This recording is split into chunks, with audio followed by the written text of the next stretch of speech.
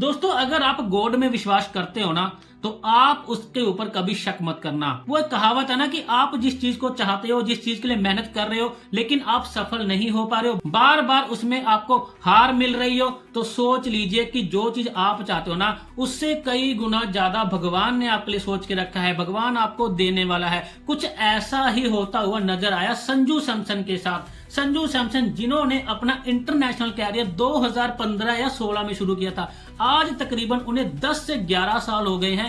सिर्फ और सिर्फ 50 से 60 मैच खेले हैं। उन्होंने अपनी लाइफ में कई अप्स एंड डाउन देखे। कभी उनकी फॉर्म अच्छी नहीं चल रही थी। सोचिए आप टीम में हो और आपने पिछली इनिंग में शतक बनाया हो, लेकिन अगली इनिंग में आपको मौका ही ना दिया जाए। भाई साहब और क्या करे एक प्लेयर, शतक बनाने के बावजूद टीम में मौका ना मिल पाए, इससे ज्यादा दुखद और क्या हो सकता है।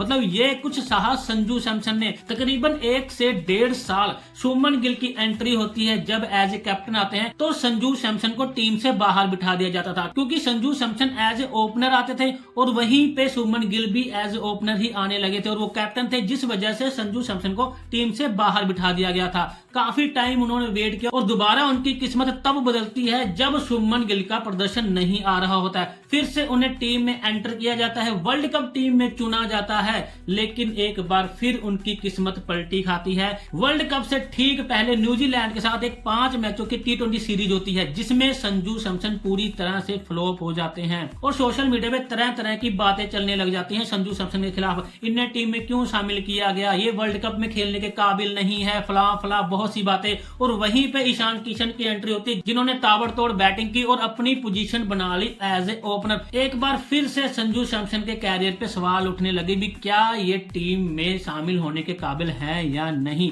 ये बात संजू सैमसन ने अपने इंटरव्यू में भी बताया कि वो पूरी तरह से टूट चुके थे, उन्हें समझ नहीं आ रहा था कि क्या सही है क्या गलत। लेकिन दोस्तों कहता ना भी भगवान कुछ अलग ही सोच रहा था। संजू सैमसन के लिए गॉड की प्लानिंग कुछ अलग ही चल रही थी। और फिर आता है वर्ल्ड कप, जिसमें क्या होता है, अभिषेक शर्मा फ्लॉप हो जाते हैं एकदम से। देखिए अभिषेक शर्मा पूरी तरह से फ्लॉप चल रहे हैं और इंडिया स्पिन के खिलाफ स्ट्रगल करती हुई नजर आ रही होती है। लेकिन अब तक के संजू सैमसन के कैरियर के सफर में ना एक बात अच्छी पता क्या है, संजू सैमसन के फैंस ने उनका साथ नहीं छोड़ा, हमेशा उनका साथ दिया। जब भी उन्हें मौका मिलता था वो सपोर्ट करते थे कि संजू सैमसन को खिलाए। और फिर आती है इंडिया की एक हार साउथ अफ्रीका के खिलाफ, जहां पर पता लगता है कि इंडिया की जो कमजोरी है वो स्पिन के खिलाफ नहीं चल पा रही है, ओपनर्स सपोर्ट नहीं कर रहे हैं, जिससे इंडिया बड़ा रन नहीं बना पा रहा है। तब होती है संजू सैमसन की एंट्री। इस टाइम गॉड ने उनके लिए कुछ बड़ा सोचा होता है और वो क्या होता है, वो इंडिया और वेस्ट इंडीज का मैच। एक ऐसा इंपॉर्टेंट मैच, अगर इंडिया ये हार जाती तो इंडिया वर्ल्ड कप से बाहर हो जाता। और इस मैच में संजू सैमसन की अब तक की सबसे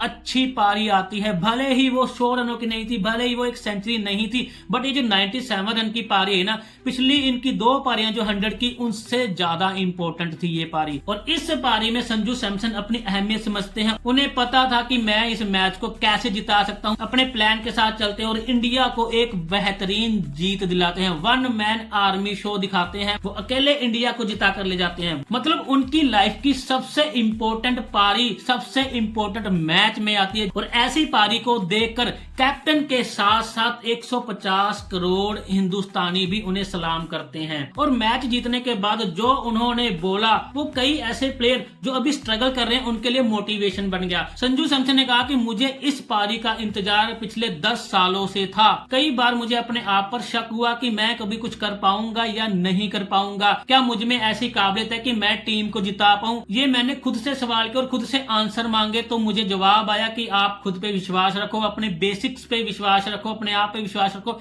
एक दिन जरूर सफल होगे। और आज वो दिन था जब मुझे मेरी मेहनत का फल मिला। आज की पारी मेरी लाइफ की सबसे इंपॉर्टेंट पारी थी, सबसे सफल पारी थी। भले ही मेरा 100 नहीं बना, लेकिन उस 100 से कई गुना ज्यादा अच्छी पारी थी आज वाली। मतलब संजू सैमसन की स्टोरी एक ऐसी स्टोरी जिसपे शायद एक फिल्म बन जाएगी आने वाले समय में। और ये स्टोरी कईयों को मोटिवेट करने वाली है जो अभी फंसे हुए हैं, अपने स्ट्रगल में फंसे हुए हैं, जो लोग अपने ऊपर से विश्वास खोते जा रहे हैं, उनके लिए संजू सैमसन की पारी बड़ी मोटिवेट करने वाली है। तो दोस्तों क्या लगता है, क्या अब वो उनकी लाइफ का पन्ना खुल चुका है, जहां से ये अब अपनी लाइफ में ऊंचाइयां तय करने वाले हैं। जो ओहदा विराट कोहली ने कमाया है, जो सम्मान रोहित शर्मा परमात्मा ने कमाया है वही कुछ क्या अब संजू सैमसन की लाइफ में भी होने वाला है, या फिर उस गॉड की तरफ से अभी भी कुछ ट्विस्ट एंड टर्न बाकी है संजू सैमसन की लाइफ में। और क्या संजू सैमसन की ये स्टोरी आपको मोटिवेट करती है? अगर करती है तो कमेंट में यस लिख के जाइए, और अगर आप चैनल पर नए हैं तो चैनल को सब्सक्राइब जरूर कीजिए।